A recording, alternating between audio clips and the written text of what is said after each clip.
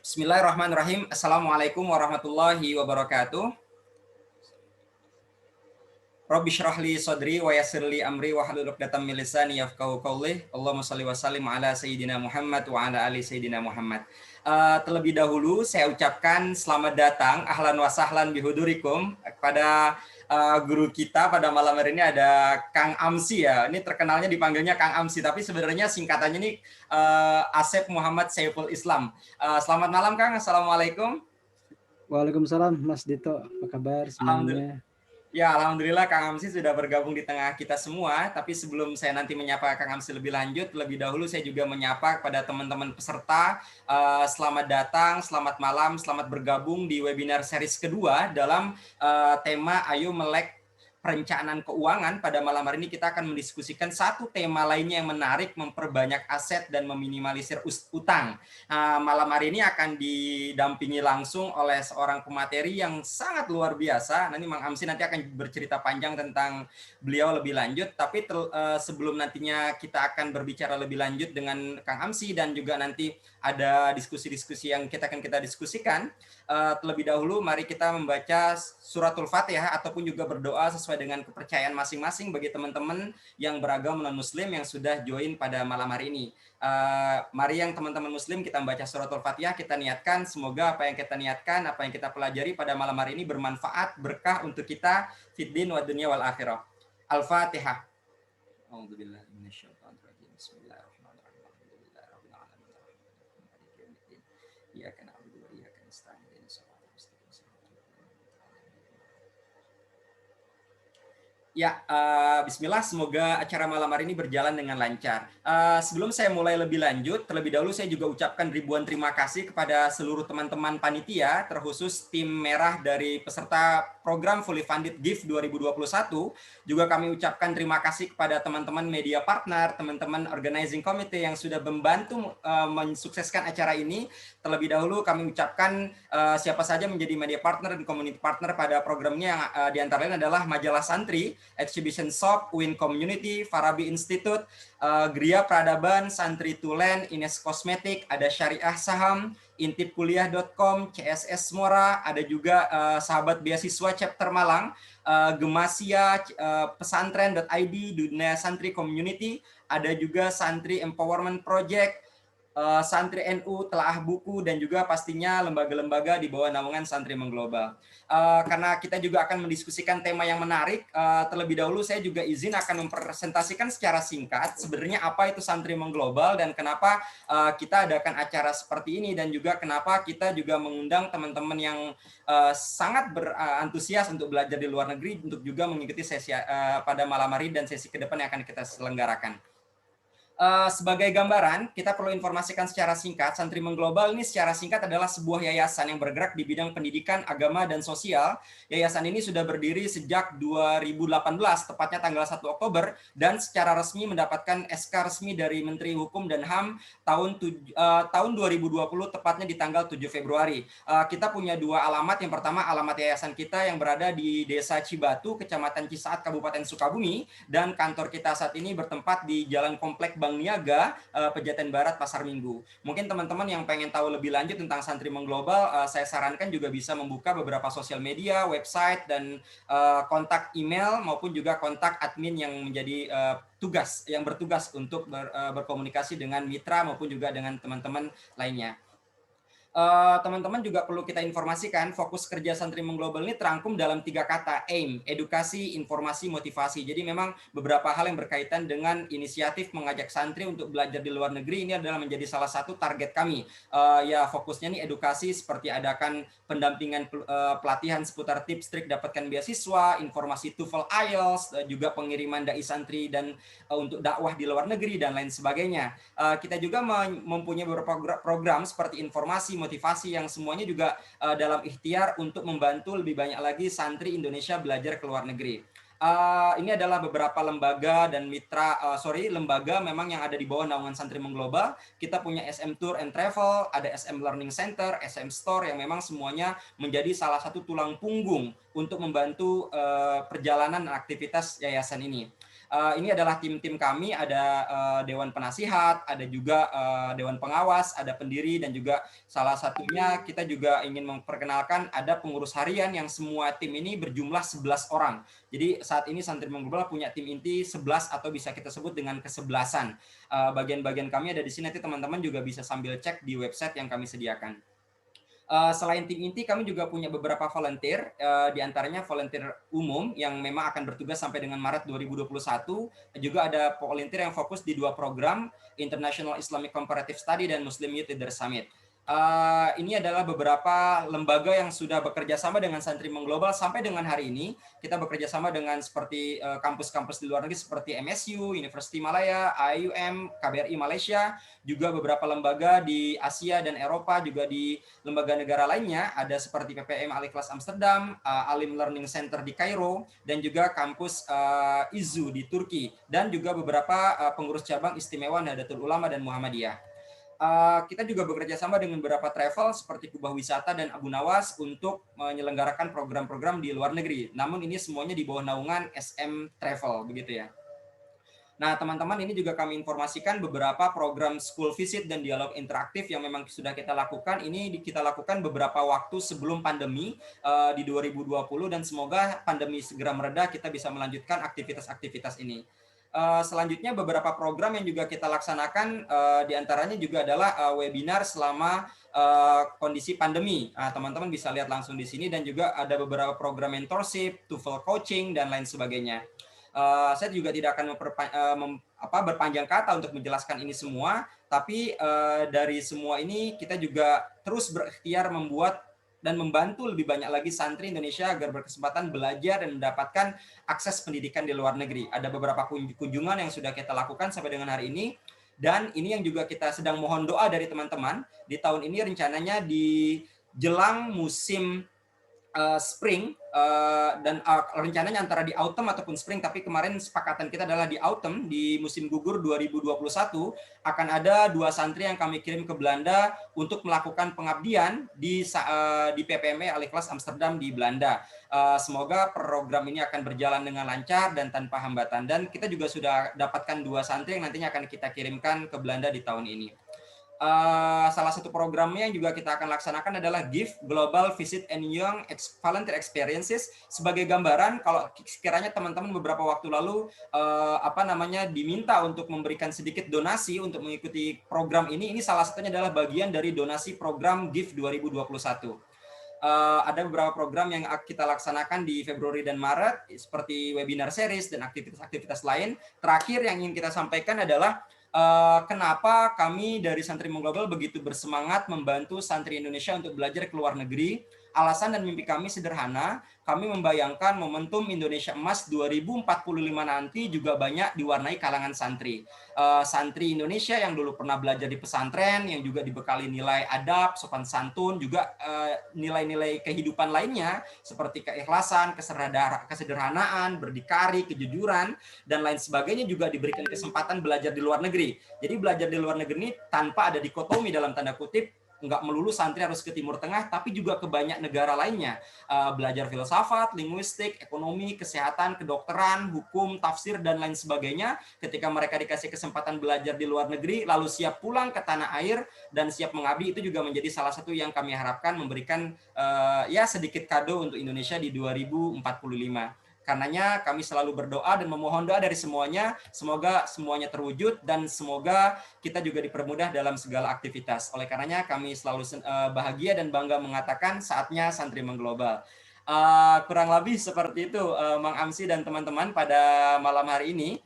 Sebelum nantinya saya akan juga memberikan kesempatan kepada tim dari Ines Kosmetik, kalau tidak salah malam ini sudah bergabung di tengah kita ada Mbak Novina, nanti akan juga mempresentasikan lebih lanjut seputar Ines Kosmetik yang juga merupakan salah satu sponsor pada malam hari ini.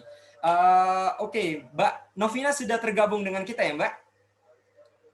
Sudah. Oke, ya Mbak Novita, silakan. Kami juga perlu menginformasikan Ines Kosmetik ini merupakan salah satu sponsor yang mensponsori program webinar series ini. Kami akan kasihkan kesempatan untuk terlebih dahulu menyampaikan catatan singkat tentang Ines Kosmetik. Waktu dan tempat kami persilakan. Oke, baik.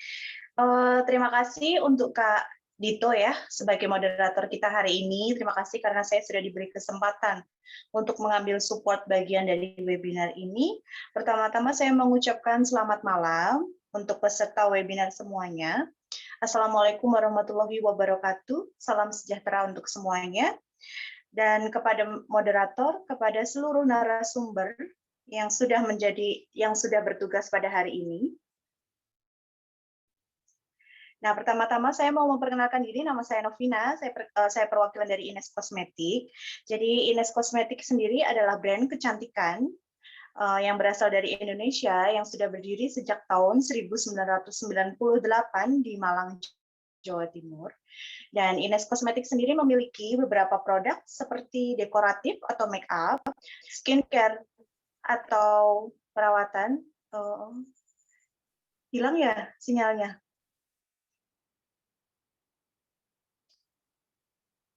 Udah ya? Oke, jadi Ines Kosmetik sendiri memiliki beberapa produk, antara lain ada dekoratif atau make up, ada perawatan badan atau body care, ada perawatan wajah atau skincare. Oke, saya yakin bahwa kulit sehat Indonesia tentunya ya. Oleh itu, Ines Kosmetik ingin membantu wanita atau pria di seluruh Indonesia dalam membantu proses wanita untuk perawatan kulit. Nah, dengan bahan-bahan yang berkualitas dan tentunya sudah higienis ya. Dan juga Ines Kosmetik sudah terdaftar secara teruji klinis dan bersertifikat halal dan sudah terdaftar di BP POM. Jadi untuk semuanya yang ingin berkonsultasi atau menanyakan seputar Ines Kosmetik, bisa nanti chat di WA saya, nanti saya akan bagikan di room chatnya. Dan ada banyak tentunya diskon-diskon menarik. Kalau mau belanja bisa download di aplikasi My Ines dengan cara buka di Play Store, download My Ines, dan di sana kebalik dan di sana banyak banget promo-promo menarik seputar Ines Kosmetik. Dan bisa juga kalian belanja di website kita atau di e-commerce, di Tokopedia, JD.ID, di Shopee, dan Bukalapak. Oke, jadi sekian sih dari Ines Kosmetik. Jadi kalau misal ada yang mau ditanyakan seputar tentang kulit wajah atau seputar diskon atau seputar promo-promo menarik dari Ines Kosmetik, bisa langsung nanti chat WA saya di room chat. Oke, gitu aja dari Ines Kosmetik. Saya ucapkan selamat malam, selamat melanjutkan webinar hari ini. Semoga sukses selalu, semoga sampai akhirnya sukses selalu. Dan semoga kita masih tetap bisa kerjasama sampai di webinar seri selanjutnya. Oke, selamat malam. Assalamualaikum warahmatullahi wabarakatuh. Terima kasih waktu saya singkat. Warahmatullahi wabarakatuh. Iya, terima kasih Kak Dito. Ya, terima kasih Mbak Vina atas presentasi singkat dan juga luar biasa dari teman-teman Ines Kosmetik. Semoga semuanya berkah dan manfaat untuk kita semua. Baik teman-teman, tanpa berpanjang kata, ini saya juga akan terlebih dahulu menyapa Kang Amsi. Kang Amsi, assalamualaikum. Waalaikumsalam Mas Dito. Oke, Mas Kang ya itu. Wah, terserah, aku juga kebetulan lama di Sunda. Jadi Kang Amsi di mana sekarang nih Kang? Saya lagi di rumah di Cianjur. Oke, baik teman-teman, sebelum nantinya kita akan mendengarkan seri menarik diskusi malam hari ini, terlebih dahulu izinkan saya memperkenalkan singkat tentang Kang Amsi. Ya, bisa dipanggil Mang atau dipanggil Kang, saya lebih suka nanti, nggak apa-apa ya, saya panggil Kang Amsi ya. Walaupun nama panggilannya ini Mang Amsi. Jadi begini teman-teman, saya perlu jujur dan harus saya sampaikan di sini, salah satu yang juga membuat kami sama teman-teman ini mendirikan Santri Mengglobal adalah semangat yang pernah ditorehkan Mang Amsi. Jadi kalau Mang Amsi sadar atau tidak sadar, di 2015 itu Mang Amsi pernah buat grup Facebook yang sangat luar biasa untuk menghimpun anak-anak yang mau daftar LPDP, dan saya salah satunya yang ada di grup itu. Mang Amsi itu salah satu orang yang banyak menginspirasi di awal. Memberikan informasi A, B, C, D tentang LPDP, yakin ini dan itu dan semuanya. Walaupun sampai hari ini saya belum berkesempatan untuk daftar LPDP, tapi seenggaknya dari semangat itulah kami mengambil pesan luar biasa, dan sampai akhirnya Mang Amsi menyelesaikan studi LPDP-nya dan sekarang mendirikan sebuah bisa dibilang sebuah gerakan ya bernama Syariah Saham. Karenanya malam hari ini nanti kita akan berdiskusi sama-sama uh, tema yang kita usung pada malam ini lebih kepada bagaimana santri ataupun Muslim Indonesia harus punya banyak aset dan meminimalisir hutang. Mang Amsi juga nanti bisa share Facebook dan juga Instagram, yang pasti juga YouTube yang sering Kang Amsi gunakan untuk menyampaikan pesan-pesan inspiratif. Tapi yang perlu saya sampaikan kepada teman-teman, ini yang menjadi profil menarik. Kang Amsi adalah seorang guru bahasa Arab di madrasah, tapi beliau juga trader. Wah, nggak aja trader ya Kang ya, tapi juga lebih pada investor, saya bilang nih. Nah, ini yang juga nanti teman-teman perlu highlight catatan ini, bahwasanya guru, sekalipun dia beraktivitas sebagai seorang guru, dosen, juga jangan dikira itu sudah cukup. Harus ada kegiatan-kegiatan yang sampingan yang kira-kira bisa membuat kita untuk survive lebih lanjut. Salah satunya adalah dengan banyak memperbanyak aset dan juga ikhtiar meminimalisir hutang. Nanti Kang Amsi juga akan bisa berbagi pengalaman tentang ini semua. Jadi kalau kita lihat dari CV yang ada di layar ini, Kang Amsi selain juga beliau seorang guru yang juga guru di madrasah, beliau juga merupakan founder Syariah Saham. Dan yang saya selalu ikuti dari Kang Amsi ini kalau segala sesuatunya selalu membuat singkatan-singkatan. Nanti teman-teman silakan bertanya nih. Salah satunya buku terbaru Kang Amsi itu tentang Sari Kelapa. Itu singkatan dari Saham Syariah Kelas Pemula. Padahal ini grup-grup ini ya Kang ya. Kalau nggak salah Kang Amsi punya grup Telegram dan juga grup Facebook yang saya rasa ini juga bermanfaat untuk teman-teman. Saya ingin memastikan sekali lagi, ini adalah bukti nyata. Sampai hari ini Kang Amsi tercatat sebagai guru di MAN 3 Cianjur dari tahun 2005 sampai dengan sekarang. Nanti bagaimana Kang Amsi bisa bercerita, beliau seorang guru yang juga punya saham, bahkan perlu saya pastikan beliau bisa mengakomodir saham bersama antar guru yang sahamnya tuh nggak main-main. Kalau nggak salah saham Unilever ya Kang ya. Wah ini keren banget. Nanti Kang Amsi akan cerita. Saya nggak akan bercerita panjang lebar di sini. Nah ini tadi sudah saya sebutkan. Beliau salah satu penerima beasiswa yang juga pernah melanjutkan studinya di Sekolah Praska Sarjana UIN Syarif Hidayatullah Jakarta. Pernah menjadi awardee LPDP di tahun 2013. Yang juga menarik, yang juga harus saya sampaikan, beliau salah satu guru inspiratif Jawa Barat and Sukaisi Award tahun 2018.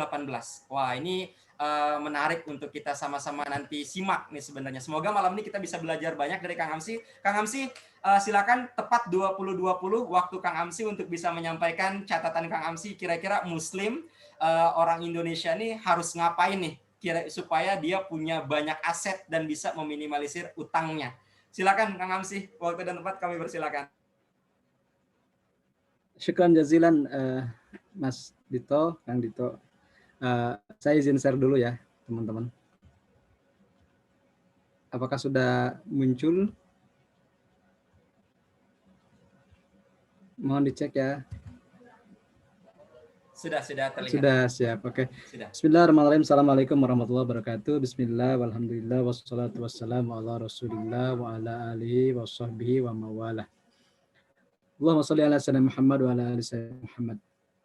Pertama-tama saya ingin mengucapkan terima kasih kepada Santri Mengglobal, teman-teman dari Santri Mengglobal, panitia, juga sponsor dan media partner di acara webinar series Ayo Melek Saham dan Investasi ini. Kemudian juga penghormatan setinggi-tingginya buat Mas Dito yang menjadi moderator saat ini. Barusan saya cek di Facebook, ternyata kita sudah berteman sejak lama, tapi di akun yang Amsi Asep MS, ya, karena saya punya 2 akun Facebook, Mas. Yeah. Karena dua-duanya full maksudnya. Jadi saya perlu cerita ke teman-teman. Yang pertama itu full karena saya adalah orang yang pertama membuat grup beasiswa LPDP tahun 2013, Mas. Yeah. 2013. Bahkan ketika LPDP itu masih belum ramai dibicarakan kayak sekarang gitu ya. Kenapa? Dan uniknya teman-teman, saya itu ketika lulus LPDP, ketika membuat grup itu saya belum dinyatakan lulus, baru tahap wawancara gitu. Jadi saya pede aja gitu bikin untuk membantu teman-teman. Jadi kalau saya ingin memberikan moral of story adalah saya membantu dulu gitu. Adapun saya lulus atau tidak nggak masalah. Yang penting saya sudah membahagiakan banyak orang untuk mendapatkan peluang tersebut. Tapi alhamdulillah ditakdirkannya saya lulus akhirnya gitu. Dan lulusnya setelah mengalami 3 seleksi ya. Saya lulus saya lulus gak percaya karena saya nggak pernah kursus bahasa Inggris, tapi kenapa lulus TOEFL gitu ya. Kemudian itu mah udah takdir akhirnya gitu. Nah ternyata LPDP, beasiswa LPDP inilah yang sebenarnya memberikan saya kesempatan, ini juga ada kisah yang lainnya, memberikan saya kesempatan untuk bisa bertemu lagi dengan orang-orang yang pernah saya ingin temui perihal investasi gitu. Jadi sebenarnya syariah saham itu muncul ketika mulai terbentuk ketika saya kuliah di pasca itu. Dan sebenarnya teman-teman itu nggak nyambung. Saya passionnya di saham tapi konsentrasinya bahasa Arab begitu ya. Jadi dua hal yang mungkin ya, tapi ya itulah jalan Allah itu selalu unik gitu, dan kita tidak pernah tahu jalan mana yang Allah berikan menjadi yang terbaik buat kita. Jadi tadi sudah ya untuk CV-nya, mungkin saya singkat aja karena waktunya. Nah ini juga yang menjadi virtual background saya kan adalah ini, dan ini adalah rumah dekat rumah saya. Jadi rumah saya ini maksudnya rumahnya mewah gitu, mepet sawah. Jadi sangat dekat dengan sawah, dan ini bisa dilihat seperti ini. Dan ini adalah tempat ngajar saya. Jadi saya itu berangkat dari sini ke tempat ngajar itu sekitar 70 kilometeran dan melewati berbagai hutan. Nah, kebetulan tadi Kak Ayunda itu ngejapri saya, emang ini alamat link Zoom-nya. Kemudian saya bilang, oh, terima kasih Mbak, saya lagi perjalanan OTW dari hutan ke rumah gitu. Jadi saya tadi itu baru pulang dari sekolah tadi ya, dari sini Pak, dari Mantiga Cianjur pulang ke rumah gitu. Kenapa saya sebut Syariah Saham itu tagline-nya dari Belantara untuk Nusantara? Karena memang sekolah ini dulunya itu berada di balik hutan. Kalau sekarang hutannya sudah ditebang gitu buat dibuat semacam asalnya mau jadi pom bensin tapi nggak jadi gitu. Jadi, dan ini kegiatan saya selain ngajar, alhamdulillah saya udah pernah mendapatkan kesempatan di LPDP, dan kemarin ada tagar terus bergerak memberi dampak kalau nggak salah seperti itu. Dan saya fotonya saya nggak ngambil gak kayak orang gitu. Kalau saya memang belum pernah ke luar negeri teman-teman, jujur. Saya belum pernah ke luar negeri kecuali pas SMP. Karena saya sekolah di luar negeri, maksudnya di swasta. Kan luar negeri itu swasta ya. Jadi saya ngajarnya di swasta. Nah, kalau untuk secara geografis saya belum pernah ke luar negeri, tapi setidaknya saya pernah membuat orang bisa ke luar negeri gitu. Misalnya ya murid-murid saya, kemudian juga teman-teman saya yang di grup biasa LPDP, setidaknya pernah baca gitu ya bagaimana cara melamar LPDP, dan mereka bisa terbang kemana-mana. Saya itu alhamdulillah. Jadi bagi saya terkadang amal yang sederhana itu yang terasa bahagia sekali begitu. Dan kemarin kebetulan 9 tahun LPDP, dan saya unik di sini tuh saya fotonya sama anak saya yang ternyata juga umurnya 9 tahun. Saya baru ngehnya hari ini loh.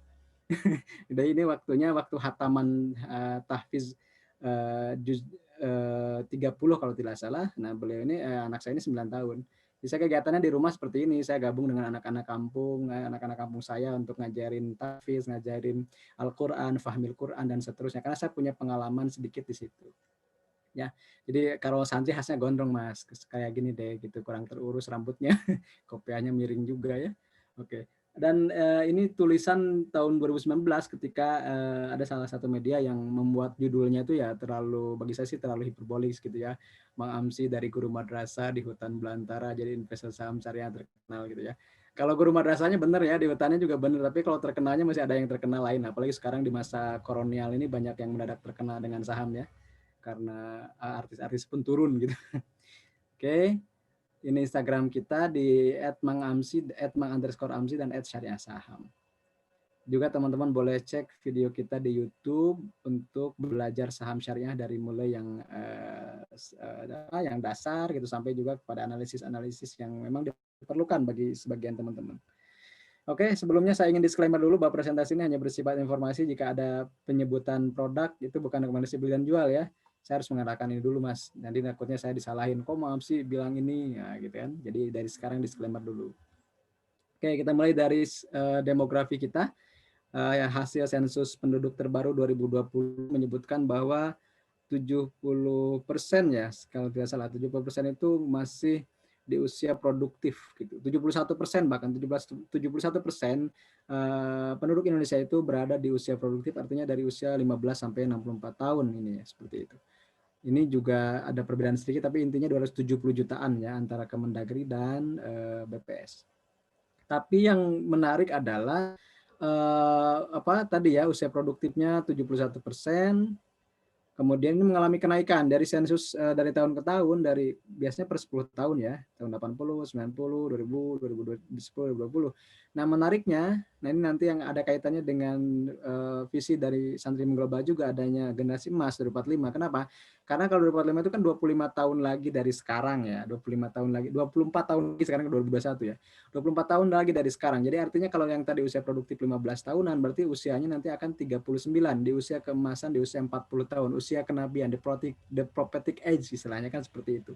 Nanti akan membludak Indonesia dan ini tidak dimiliki negara lain. Makanya bonus demografi ini harus kita manfaatkan sebagai tonggak gitu ya, tonggak kemajuan bangsa kita dan kenapa kalau saya ingin memandang dari sisi lain, kenapa sih negara sekarang banyak benih-benih mohon maaf ya misalnya perpecahan itu karena mungkin ada beberapa pihak yang iri dengan adanya bonus demografi ini dan bagaimana caranya supaya misalnya Indonesia bisa bisa rapuh begitu. Maka tugas kita untuk membentengi diri kita dengan berpikir terbuka gitu, dengan mengedepankan husnuzon, kemudian membekali kita dengan ilmu yang cukup, baik itu ilmu agama maupun ilmu sains, supaya kita tidak mudah ditipu, tidak mudah tergoda. Apalagi di dunia investasi ya teman-teman. Di dunia investasi itu banyak godaannya sebenarnya.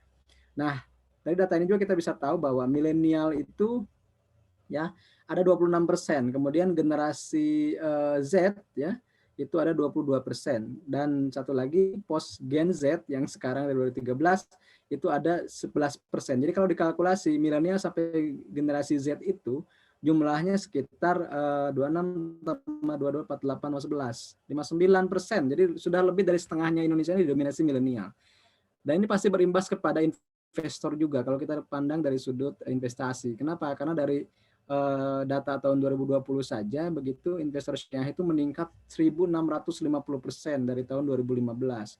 Jumlahnya pun 86 ribuan dari dulu sekitar 4 ribuan di tahun 2015. Nah, ini juga mencatat kesediaan Sandra Efek, yaitu mencatat ada 4 juta investor baru yang usianya itu di bawah 30 tahun secara dominan ya. Setengahnya itu sekitar 2 juta sudah membuka akun rekening saham begitu. Tapi realitas di Indonesia kita bisa tahu bahwa literasi pasar modal kita masih sangat rendah, hanya 0,02%, inklusinya lebih rendah lagi 0,01%. Artinya gini teman-teman, dari 100 jangan 100 lah, dari 1000 orang itu cuma 2 orang yang melek begitu. Ya. Dari 1000 orang, baru dari 1000 orang itu rata-rata 2 orang yang tahu tentang pasar modal syariah gitu. Itu fakta dari survei OJK. Di tahun 2019 pun tidak jauh datanya ya, tidak beda jauh. Nah, di sini kita bisa lihat bahwa literasi keuangan syariah itu hanya naik tipis 0,8 ya, dari 8,1 ke 8,9. Yang konven pun belum banyak ya, 38%. Artinya negara kita ini belum setengahnya melek tentang keuangan seperti itu ya. Kecuali justru inklusinya yang naik. Inklusi ini layanannya jauh lebih meningkat gitu ya ketimbang literasinya. Artinya sudah banyak lembaga keuangan yang menawarkan layanan keuangan gitu, tapi masyarakatnya masih belum melek dan masih banyak yang terjebak dengan investasi bodong. Nah, kita mulai karena temanya sekarang lebih ke bagaimana memperbanyak aset dan meminimalisir utang begitu ya. Maka teman-teman harus mengetahui dulu apa sih definisi dari aset tersebut. Saya kutipkan ini dari Investopedia ya. Jadi aset itu adalah sumber daya dengan nilai ekonomi yang baik itu individu maupun perusahaan ataupun sebuah negara miliki atau mengontrol hal tersebut dengan harapan bahwa hal tersebut akan memberikan manfaat atau keuntungan di masa depan. Nah, secara umum aset itu adalah sumber gitu, sumber daya apapun bentuknya, apakah itu properti, apakah itu uang, apakah itu misalnya talent atau bakat, minat begitu ya, seperti teman-teman yang masih belajar, masih jadi mahasiswa itu ada aset yang dimiliki sebenarnya. Aset itu bisa disebut invest in asset in talent gitu kan. Investasi itu bukan hanya sekedar uang atau bukan hanya sekedar harta atau bukan sekedar hak paten misalnya, tapi juga adalah talenta kita gitu. Potensi kita yang belum dimaksimalkan itu juga adalah aset gitu. Nah, maka aset itu ada yang terbagi menjadi secara umum kalau dalam perencanaan keuangan ada aset produktif, ada aset konsumtif gitu. Aset produktif itu sesuatu yang mampu menghasilkan gitu, ya. meskipun belum menghasilkan saat ini, tapi di masa depan nilainya bisa meningkat. Contohnya misalnya tanah gitu ya. Tanah mungkin dibeli waktu hari itu mungkin belum menjadi bisa dijual, tapi di masa depan ketika dijual harganya sudah naik gitu. Atau kita beli kontrakan gitu. Ketika misalnya pas dibeli mungkin belum ada yang menginap atau belum ada yang mau nyewa. Tapi lambat laun mulai terkenal, mulai dikenal, mungkin ada yang nyewa. Nah, jadi aset produktif itu sesuatu yang bisa menghasilkan baik masa kini maupun masa depan. Sementara aset konsumtif itu aset yang tidak menghasilkan dan nilainya menyusut. Misalnya apa? Membeli gadget atau membeli mobil, membeli kendaraan itu kan ya cuman dibeli tapi nilainya menyusut. Kalau dijual di masa depan bukannya naik tapi turun begitu. Nah, bagaimana supaya konsumtif bisa menjadi produktif? Misalnya kita beli mobil, disewakan mobilnya, beli motor misalnya kita sewakan ke tetangga, kemudian bagi hasil dari misalnya dari aplikasi ojeknya misalnya, itu bisa. Jadi tidak selamanya konsumtif itu konsumtif juga, tapi bisa jadi hal yang produktif. Nah, meskipun nilainya memang turun terus, tapi setidaknya ada hasil dari aset tersebut.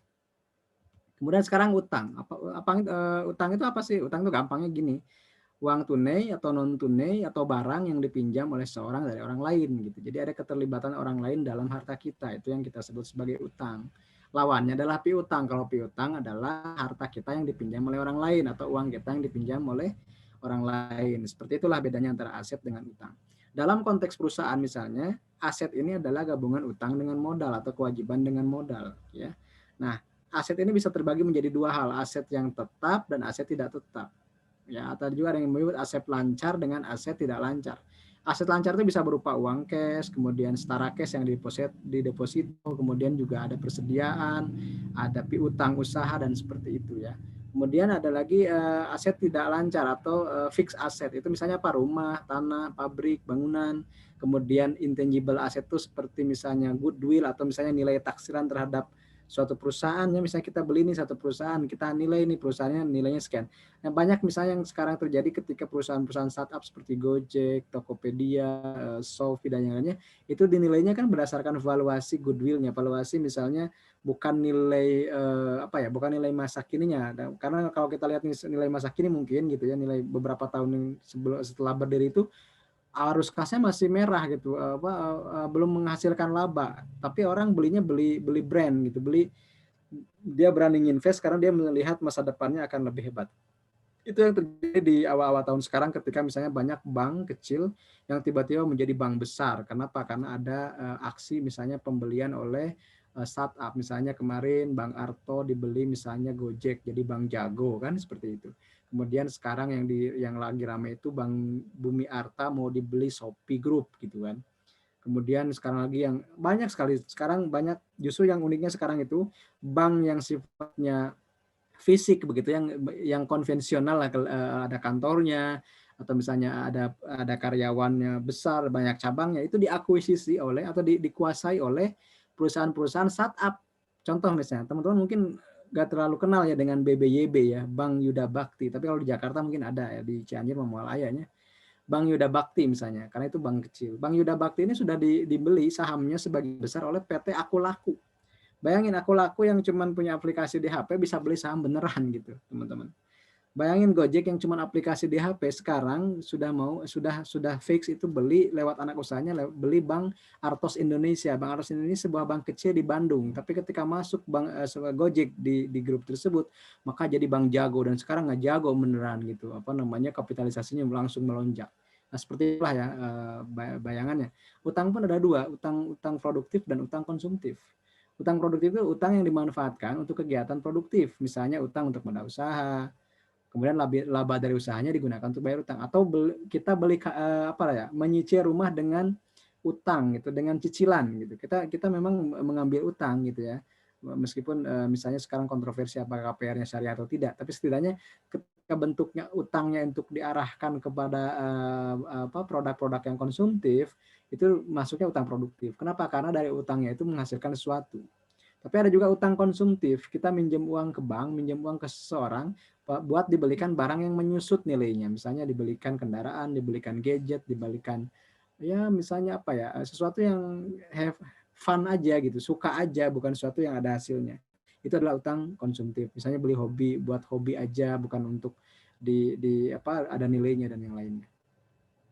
Nah, ini ada quote yang mungkin menarik ya. The secret to investing is to figure out the value of something gitu, and then pay a lot less. Jadi rahasia tadi menumbuhkan aset dan meminimalisir utang itu sebenarnya adalah dengan investasi. Kenapa? Karena rahasia berinvestasi adalah menilai ya sesuatu, kemudian membayarnya dengan paling kecil gitu. Itu adalah investasi. Jadi misalnya gini ya teman-teman, simpelnya teman-teman ditawari mobil nih, mobilnya mobil mewah, misalnya mobil Mercy lah atau mobil Alphard lah misalnya ya. Kemudian Alphardnya itu masih mulus banget gitu dan masih bagus gitu. Kemudian ditawarkan dengan harga 500 juta begitu. Sementara harga pasarannya itu 1 miliar misalnya. Kemudian ditawarkan 500 juta. Nah, kalau teman-teman sebagai seorang investor dan ingin misalnya menumbuhkan aset, pasti beli itu mobil tersebut. Kenapa? Karena dibeli, karena itu lagi jual butuh, katakanlah lagi jual butuh pemiliknya. Kalaupun dibeli hari itu, besok ditawarkan 700-800, itu pasti ada yang mau beli gitu. Kenapa? Karena 800 juta pun masih di bawah nilai pasarnya, nilai wajarnya. Itu yang kita sebut sebagai pembukaan aset dengan investasi. Tapi sebaliknya misalnya, teman-teman ditawari mobil, mohon maaf misalnya mobil lama lah gitu ya, Avanza tahun 2015 gitu, yang di pasaran katakanlah harganya sekian 100 jutaan. Kemudian teman-teman itu menawarkan misalnya 300 juta. Maka pasti nggak akan mau beli. Kenapa? Karena nilainya itu sudah di atas overvalued gitu, udah melebihi nilai wajarnya gitu. Pasti nggak mau beli. Kalau beli pun itu berisiko, kecuali mau sedekah gitu ya. Tapi kalau misalnya buat nginvest, buat numbuhin aset, yang ada bukan numbuhin aset, malah nyusutin aset. Nah, seperti itulah yang harus kita perhatikan ketika harus menabung atau investasi, dan juga harus memperhitungkan nilainya berapa. Nah, kenapa sih harus berinvestasi sebagai seorang muslim? Tentunya landasannya ya dari Al-Quran, dan kita bisa cek di Al-Baqarah ayat 282. Itu adalah ayat terpanjang di Al-Quran. Kenapa? Karena kalau pakai mushaf yang 15 baris itu satu halaman penuh. Silakan nanti cek ya. Satu halaman penuh isinya itu hanya Al-Baqarah 282 seperti ini, dari mulai baris 1 sampai baris terakhir itu semuanya hanya Al-Baqarah 82. Dan uniknya di sini tidak, di awalnya nggak ngebahas tentang ibadah vertikal atau mahdoh gitu.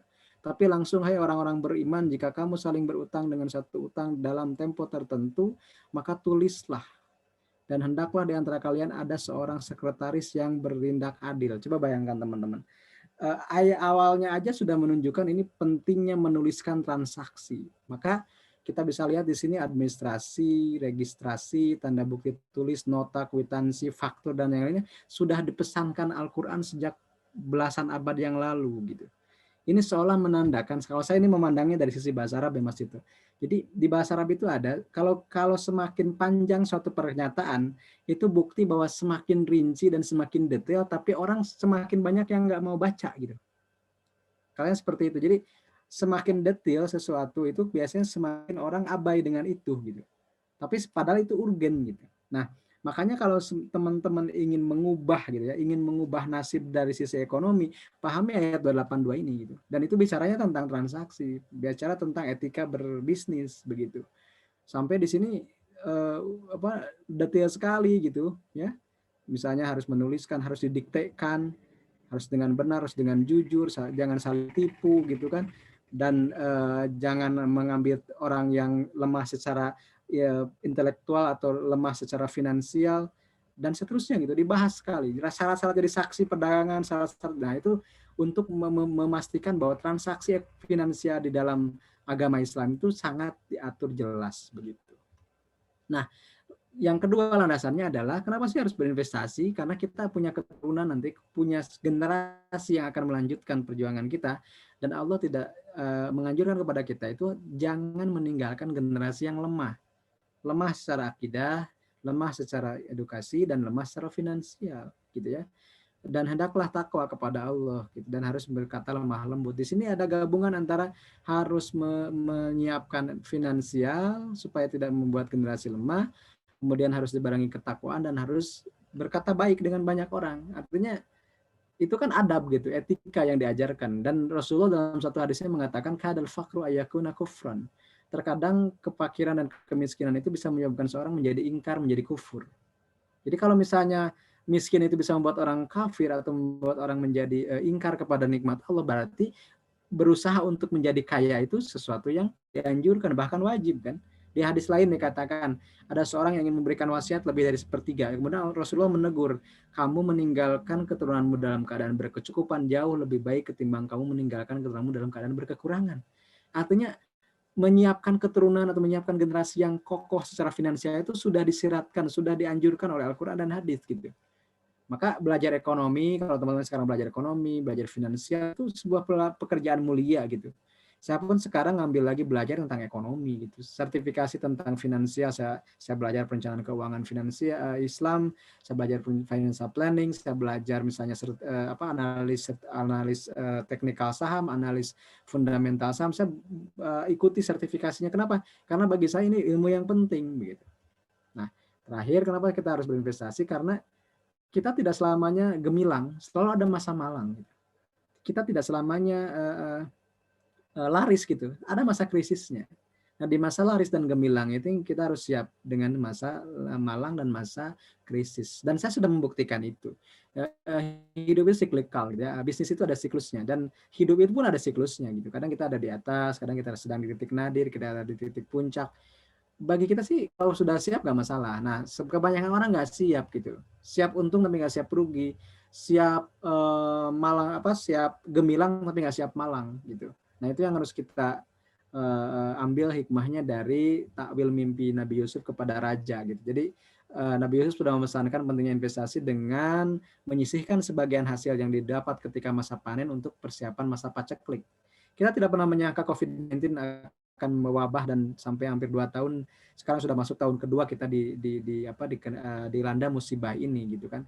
Nah, kalau misalnya orang yang belum siap secara finansial mungkin akan menjadi sesuatu yang berat menjalaninya gitu. Tapi kalau kita sudah kalau kata Sunda taki-taki sudah mengantisipasinya, ini akan ada nih masa malang seperti ini ya. Kita tidak akan begitu risau lah ya seperti itu.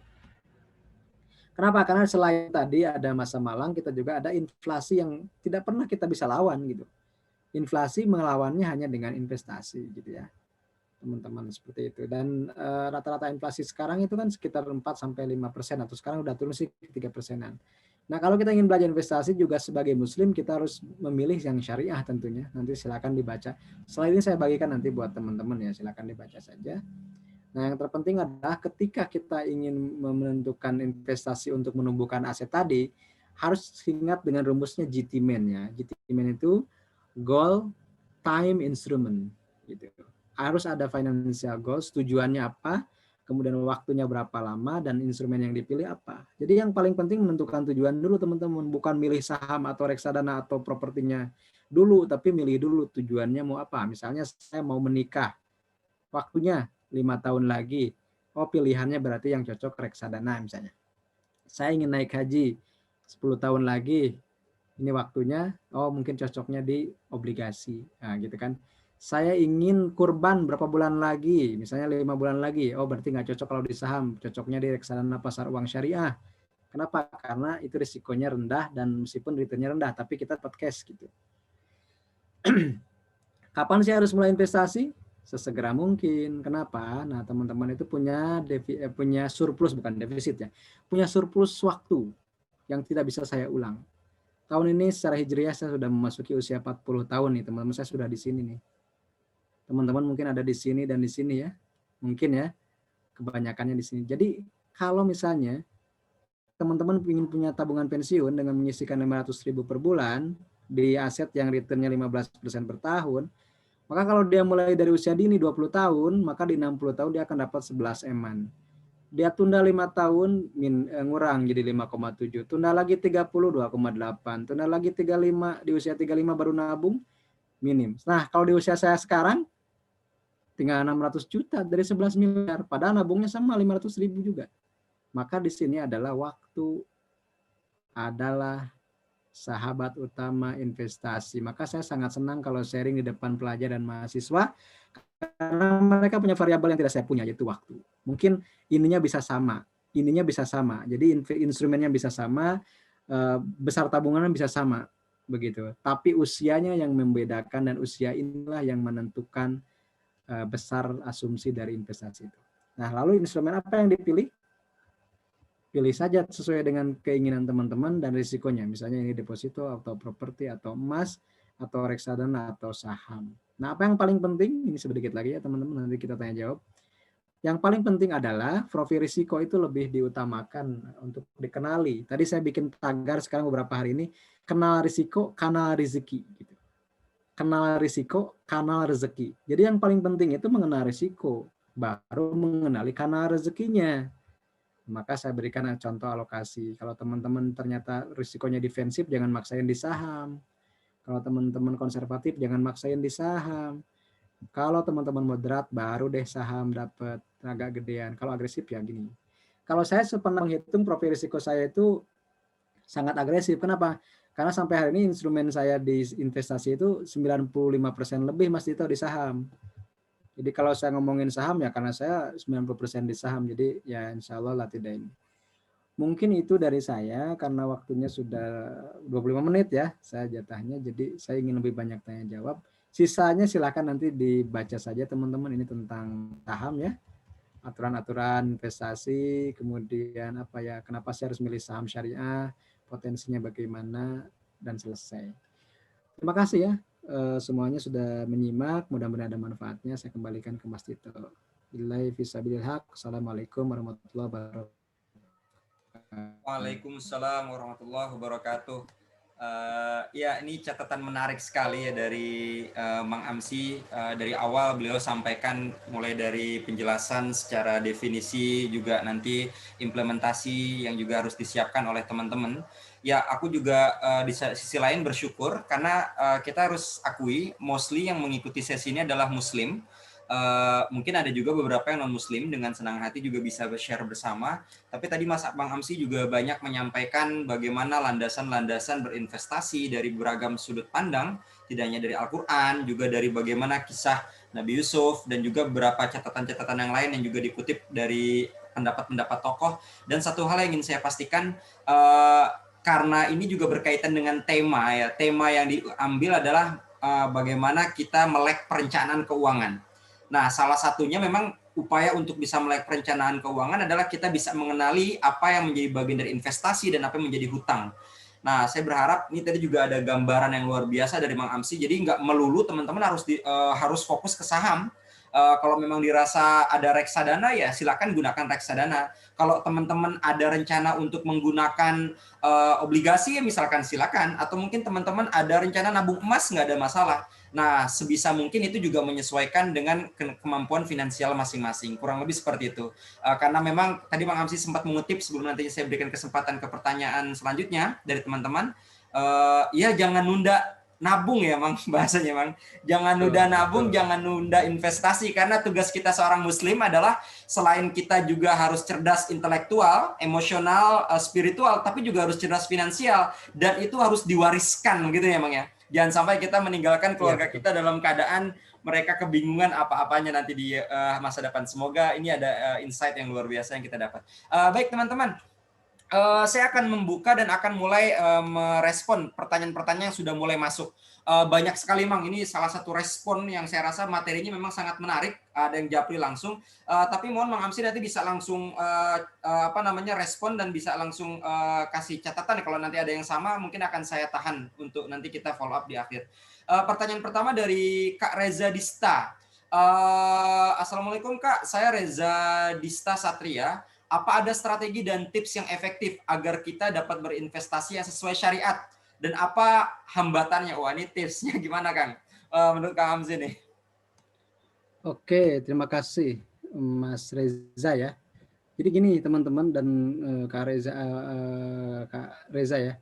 Jadi sebenarnya di Indonesia itu infrastruktur dan regulasinya sudah jauh lebih dulu ketimbang literasinya. Jadi kalau misalnya bicara tentang saham syariah itu sudah ada sejak tahun 2007, daftar efek syariah itu. Semenjak saya pertama kali masuk di bursa gitu. Kemudian kalau bicara sukuk itu sudah bahkan lebih dulu gitu ya. Dan kemarin diperbarui fatwanya itu 135 nomor 2020 tentang saham, 137 tahun 2020 tentang sukuk. Reksadana sudah tahun 97 loh teman-teman. Mungkin ada sebagian juga yang belum lahir. Jadi artinya regulasi fatwa yang sifatnya apakah itu hukum positif maupun fatwa ulama itu sudah ada gitu. Tinggal kita bagaimana menggunakannya. Karena kita kan statusnya hanya sebagai user bukan producer gitu. Kecuali kalau teman-teman ingin jadi produser fatwa ya gabunglah di MUI dan DSN gitu. Dan itu kan harus punya kompetensi minimal misalnya dalam sisi ilmu keagamaan, kemudian ilmu bahasa Arab dan yang lainnya. Meskipun saya sedikit bisa bahasa Arab, tapi saya nggak bisa jadi fatwa karena saya misalnya fikihnya tidak terlalu pahir gitu ya. Nah, saya pun hanya sekedar pemakai fatwa saja dan itu orang bisa memakainya atau tidak. Nah, saya termasuk orang yang suka menggunakan fatwa dalam hal ekonomi syariah. Kenapa? Karena ekonomi syariah di Indonesia ini akan menjadi leadernya di dunia gitu. Boleh sekarang, mohon maaf, saya sering mengikuti sering mengikuti beberapa webinar kalau yang ngomong ekonomi syariah itu selalu mengunggulkan negara jiran gitu. Padahal bagi saya negeri jiran itu akan ada titik jenuhnya. Kenapa? Karena penduduknya mentok. Katakanlah literasi 100% pun, mungkin Mas Dito tahu berapa ya jumlah penduduk Malaysia gitu, mungkin nggak sampai 50 juta ya. Gitu. Nah, kalaupun mereka sudah 100% melek, kita itu yang melek investasi itu baru yang pasar modal itu baru secara konven pun itu baru sekitar 1% atau 2%. Yang syariah lebih minim lagi. Jangankan 1%, 0,0. Berarti itu berapa tuh? 0,02%. Ya, 0,02% itu dari 200 juta baru sekitar 50 ribuan. Sekarang naik sih 80 ribu, mungkin sekitar 3%-an lah sekarang.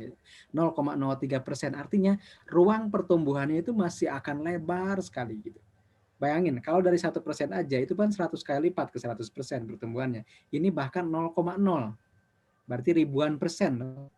Nah, makanya kenapa sekarang itu Indonesia mulai dilirik pusat industri halal, pusat ekonomi syariah, pusat keuangan syariah, karena kita punya tadi gitu. Selain sebagai bonus demografi itu bukan hanya sebagai bonus surplus buat negara kita secara umum, tapi secara orang muslimun itu sebuah bonus juga. Kenapa? Karena kita akan menjadi negara dengan muslim terbesar yang memiliki potensi ekonomi syariah paling tinggi di dunia.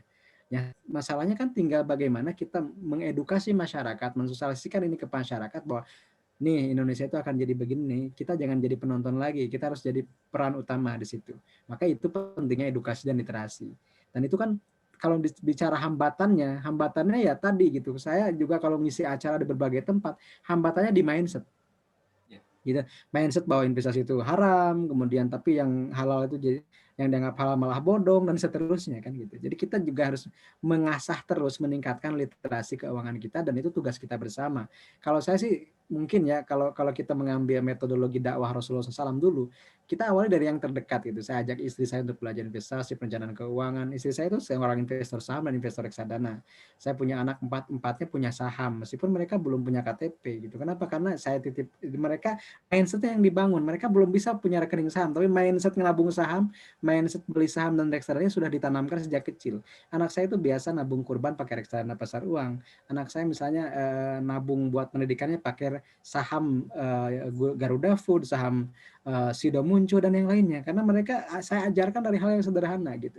Bahkan mereka ketika baru 0 bulan, saya sudah buatkan tabungan investasi buat mereka. Kenapa? Saya mungkin telat sadar investasi ketika umur 25. Saya tidak ingin mengulangi itu buat anak saya. Anak saya harus melek sejak dini gitu. Maka mereka kalau punya uang itu mereka nggak tergoda beli mainan. Di rumah saya nggak ada televisi Mas Dito sampai hari ini. Karena mereka nggak mau beli TV. Kalaupun punya uang misalnya katakanlah mereka belinya, Mbak ini nabung buat namain tabungan reksadana. Dan itu biasa aja nggak kita paksa gitu. Kenapa? Karena mereka lihat apa yang sering saya bicarakan. Mereka lihat saya itu punya akun saham yang bukannya itu anak saya gitu. Saya kasih passwordnya, saya kasih lihat cara baca grafiknya, padahal anaknya baru SD gitu.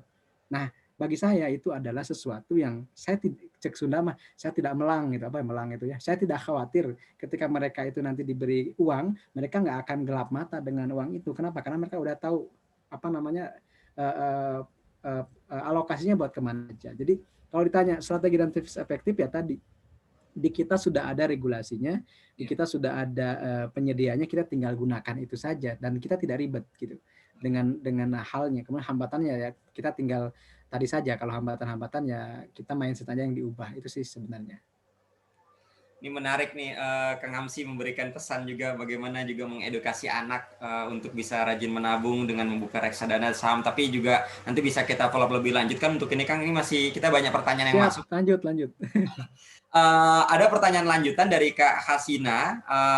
Kang, cara menentukan profil resiko itu bagaimana Kang? Dan juga kita kan perlu mendefinisikan dan menggolongkan diri kita ini termasuk tipe yang mana nih kira-kira, defensif, konservatif, agresif. Cara yang paling gampangnya gimana Kang ngebedain itu Kang?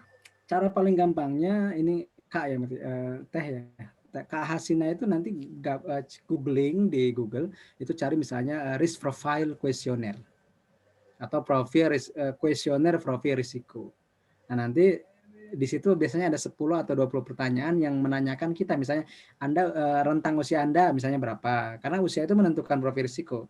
Misalnya gini, usia saya menjelang 40-an itu sudah gak berpikir lagi sesuatu yang agresif, terlalu agresif gitu, mungkin sudah bergeser ke yang mulai moderat gitu.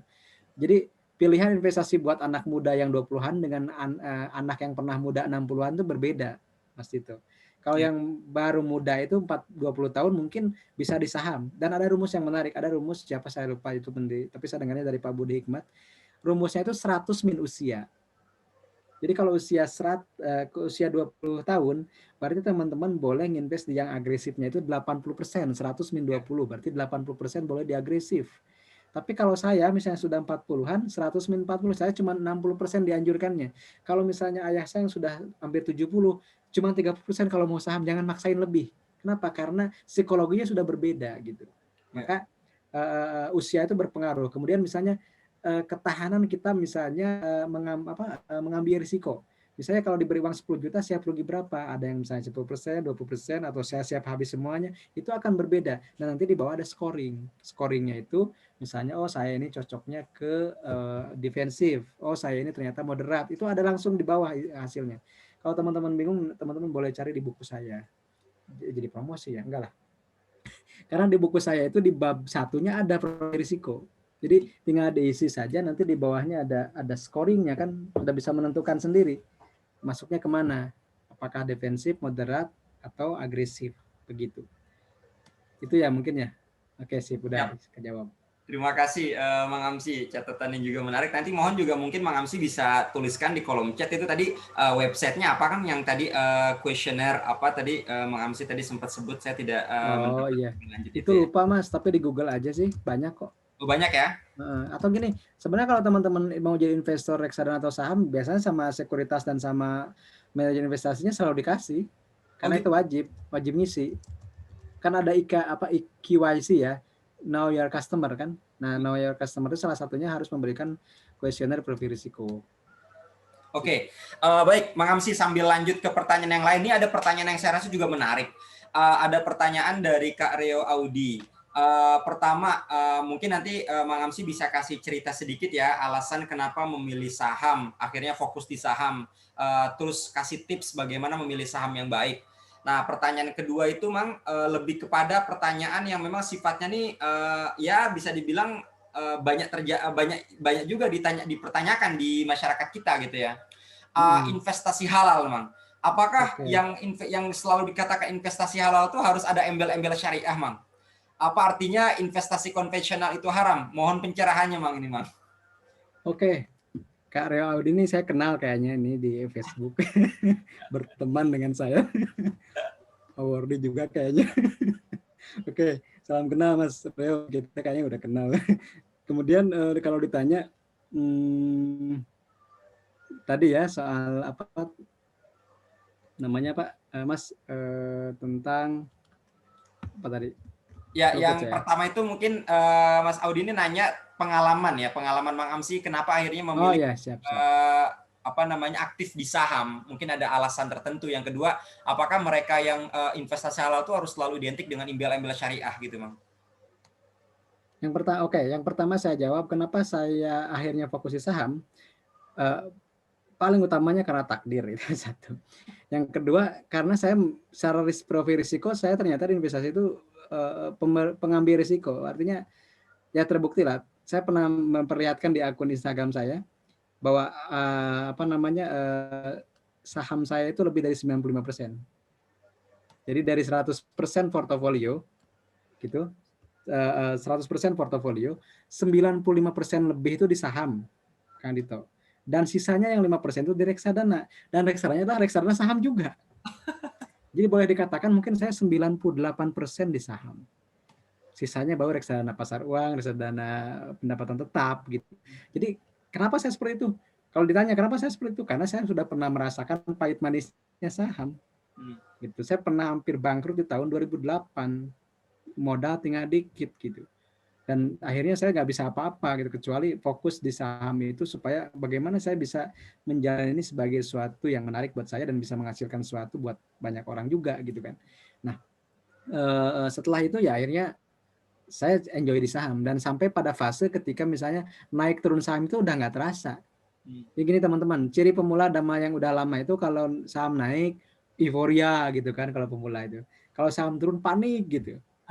Kalau saya biasa aja, hijau merah biasa, naik turun biasa. Kalau kata anak orang sufi mah, ciri kalau kita sudah mencintai sesuatu maka caci dan puji itu tahu rasanya. Nah, kalau dalam saham itu kalau kita sudah mencintai saham beneran maka hijau merah itu ya biasa aja gitu, nggak ada sesuatu yang impulsif gitu. Nah kemudian kalau ditanya misalnya apakah selalu yang syariah itu halal? Nah ini tergantung kita memandangnya mau seperti apa. Kalau saya sih gampang kembalinya ke fatwa DSN MUI nomor 135 tadi yang terbaru ya. Sebenarnya sudah ada sejak tahun 2000 berapa itu ada peraturan OJK tentang kriteria saham syariah. Nah kebetulan tahun 2020 ini kriterianya sudah dimasukkan ke fatwa. Jadi kita sudah punya landasan hukum secara jurisprudensi Islam dan juga secara hukum positif gitu. Jadi kriterianya memang teman-teman pasti ada yang debatable di situ. Misalnya masa sih memang pendapatan non halal 10% masih ditoleransi, bukannya yang haram itu 1% pun haram. Nah itu beda pendapat, beda ijtihad. Misalnya ada yang mengatakan, nah ini kan ranahnya ranah fikih ya. Kalau ranah fikih kan semua orang bisa berbeda pendapat dan kita tinggal mengambil mana yang paling nyaman buat kita. Pada akhirnya kan seperti itu. Maka sebagai alternatifnya, kalau saya pribadi, ada banyak yang teman nanya, Mang ini saham syariah itu nggak murni halal loh, masih ada bunganya, masih ada. Oke, saya carikan saham syariah yang bebas bunga ke bank. Saya buat konten di YouTube. Itu yang paling banyak ditonton sekarang. 14 saham syariah yang bebas bunga ke bank. Itu banyak gitu, karena orang banyak yang penasaran, benar nggak ada yang nggak punya ke bank? Ternyata masih ada loh teman-teman. Seperti itu. Kemudian, total pendapatan halal, kenapa sih masih bisa halal meskipun ada 10%? Saya tanya balik, di negara mana yang ada kriteria saham syariahnya yang total pendapatan haramnya, total pendapatan non halalnya 0%? Nggak ada, bahkan Malaysia pun masih ada toleransi 5%. Kenapa? Karena kalau makanan mungkin nggak bisa dipisahkan, tercampur ikhtilat di situ. Tapi kalau uang bisa dipisahkan, oh ini pendapatan dari non halal, pisahin aja uangnya nggak dipakai, jangan dihitung sebagai pendapatan, kan bisa. Jadi pola pandang itu yang harus kita perluas supaya misalnya orang-orang bisa paham gitu bahwa dalam fikih itu nggak saklek gitu. Fikih itu bisa lokal, partikular dan fleksibel gitu. Tergantung bagaimana gini teman-teman. Mungkin teman-teman kaget ketika salah satu MUI di mana Jawa Timur atau mana itu mengharamkan Facebook. Iya. Pernah ya dengar nggak Mas Ito? Pernah kan ada fatwa yang mengharamkan Facebook. Tapi kenapa di MUI lain tidak diharamkan? Apakah kita langsung mencap oh MUI ini benar, MUI ini salah? Nah, saya akan jawab di sini. Yang namanya fatwa itu adalah meminta pendapat. Dan hukumnya itu berlaku kepada yang meminta pendapat. Artinya begini, ketika misalnya minta pendapatnya ternyata Facebooknya digunakan buat menipu dan selingkuh, ya itu pasti haram. Tapi ketika yang meminta fatwanya misalnya saya ke MUI, bagaimana para kiai, para ustadz, saya Facebook, berkah Facebook itu saya bisa ketemu teman saya yang sudah lama 20 tahun nggak ketemu, kemudian saya bisa bersilaturahim lagi, pasti halal gitu. Kenapa? Karena Facebook itu menjadi ajang silaturahim. Maka teman-teman kembali ke kaidah usul fikih. Al-hukmu yaduru ma'al wujudan wa adaman. Hukum itu bagaimana ilahnya, bukan bagaimana bentuknya gitu ya. Misalnya kalau misalnya ginilah ilustrasinya, teman-teman sama punya golok, paginya itu menyembelih kurban, menang pahala, dapat pahala. Tapi sorenya menusuk korban, dapat dosa. Goloknya haram nggak? Perbuatan ke golok itu yang menjadikan sesuatu itu haram atau tidak. Saham, sama. Saham ada yang menyebut itu haram, itu judi. Saya balik nanya, judinya di sebelah mana? Gitu kan. Oh, emang saham sama aja dengan yang lain haram. Oke. Ilustrasi kayak tadi gitu. Kalau saham kita buat untuk investasi tanpa menggunakan utang margin, tanpa menggunakan bunga, toh menjadi sesuatu yang halal. Tapi saham yang sama kita pakai margin, meskipun halal sahamnya, tapi perilaku kita yang menjadikan hasilnya jadi haram. Jadi ini sebenarnya sih pembahasannya panjang ya kalau masalah fikih, tapi intinya gini lah, selama ada fatwa yang mengatur itu, kita ikuti saja kalau memang tidak ingin ribet gitu. Ya. Tapi kalau misalnya ingin menelusuri lebih dalam, teman-teman misalnya jadi peneliti di situ dan nanti boleh memberikan rekomendasi kepada yang memberikan fatwa itu. Ya. Terima kasih Bang Amsi. Ini juga ulasan-ulasan yang menarik dan akan selalu ada ya seputar debat haram halal. Ya sama kita mendiskusikan ini nggak akan habis-habisnya kalau itu sepertinya. Tapi terlepas dari itu semua, setiap dari kita berhak atas prinsip dan pendapatnya masing-masing ya, berdasarkan juga alasan yang mereka yakini benarnya. Mas Amsi, aku lanjut ke pertanyaan selanjutnya ini dari Mas Ahmad Mahbub. Mas Amsi, saya belum bisa menyisihkan uang untuk menabung dalam instrumen saham atau reksadana. Tolong dong kasih motivasi buat saya, Mang, katanya. Apa motivasi awal buat kita yang kira-kira belum punya apa-apa dan pengen nabung nih, Mang? Oke, terima kasih Kang Mahbub, ini guru saya sebenarnya. Saya tahu guru saya. Beliau ini kalau tanpa beliau saya nggak mungkin nggak bisa live sekarang nih. Karena yang ngajarin pertama komputer itu beliau buat saya. Oke, saya jawab motivasinya apa. Sekarang banyak platform investasi yang bisa dipakai dengan 10.000, Kang Abu.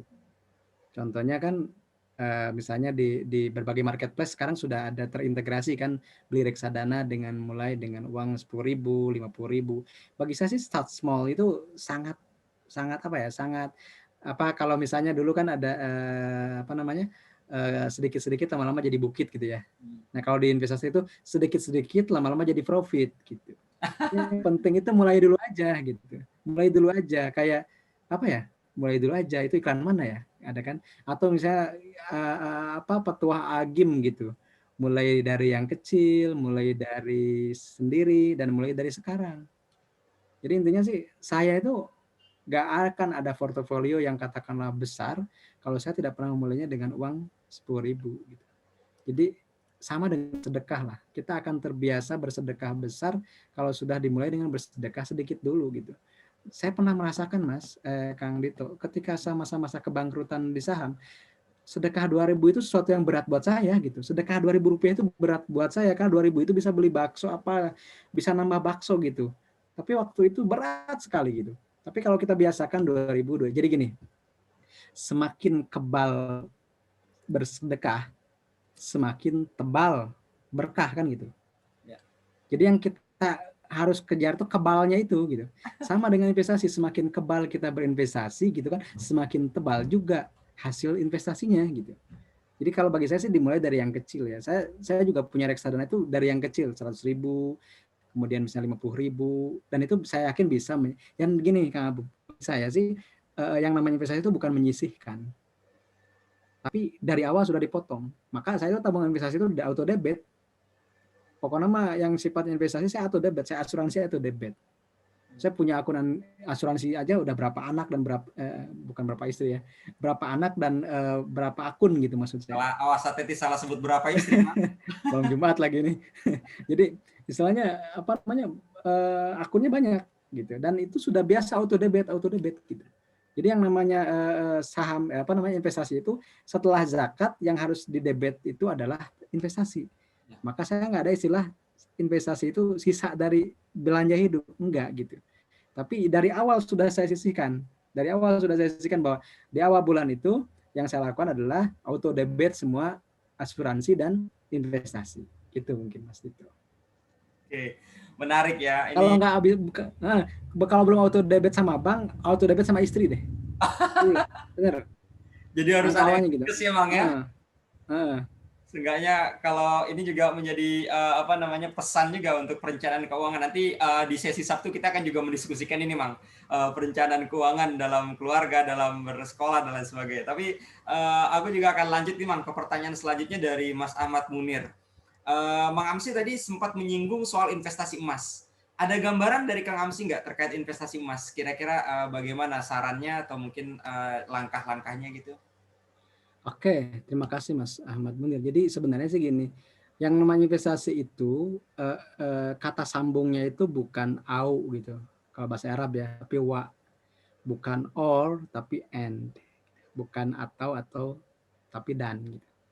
Jadi investasi itu ya kalau bisa, kalau cukup ya beli semua gitu. Investasi saham punya, reksadana punya, emas punya, properti punya gitu, dan yang lainnya pun punya banyak gitu. P2P lending juga punya. Kalau saya sih semuanya dicoba gitu ya.